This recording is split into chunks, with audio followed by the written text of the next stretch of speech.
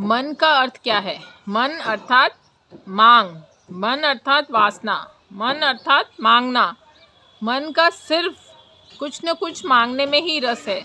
जब तक आपकी मांग जारी है तो आप मन के तल पे जी रहे हैं। यही चीज़ स्पिरिचुअल अवेकनिंग से पता चलता है। यही चीज़ आप साधना में आएंगे तो आपको समझ में आएगी। मन सिर्फ मांगना जानता है कि हमें ये मिल जाए, ये मिल जाए, ये मिल जाए। जो भी आपकी इच्छाएं, कामनाएं, वासनाएं, जो भी आपको चाहिए, जहाँ भी चाहिए आता है, समझ जाना आप मन के तल पे खड़े हैं। मन का स्वभाव है मांगना। हमें ये चाहिए, वो चाहिए, वह मिले, यह मिले। कभी हमें धन चाहिए, पद चाहिए, प्रतिष्ठा चाहिए, कभी सुंदर युवती चाहिए, सुंदर युवक चाहिए, शादी करनी है। हर चीज़ जहाँ भी कुछ भी मांग उठती है, मन, आप समझ जाइए आप मन के तल पे खड़े।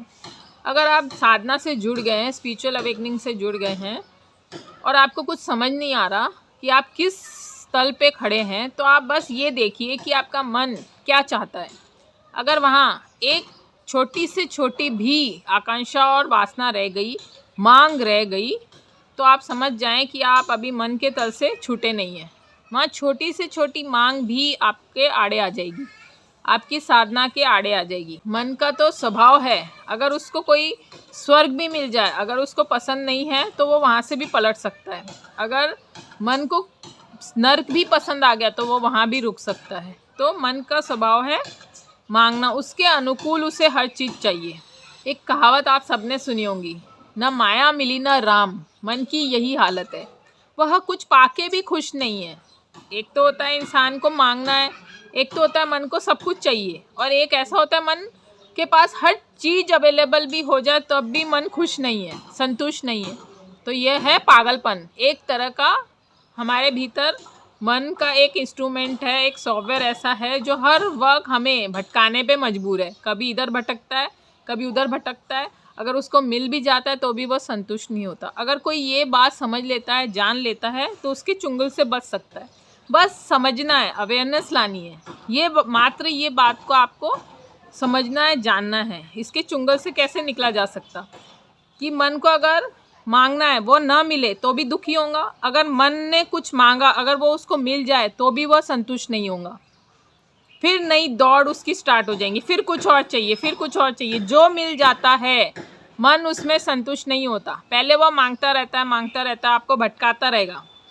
मन आपको दर दर दर दर भटकाएगा, ठोकरे खिलाएगा। अगर वो चीज़ मिल भी जाती है तो उससे संतुष्ट नहीं होगा, फिर वो बात, उसका रस उससे समाप्त हो जाता है। मन जीता है विरोधों में, मन जीता है आकांक्षाओं में, मन जीता है मांगने में, मन जीता है आगे आगे आगे भागते जाने में।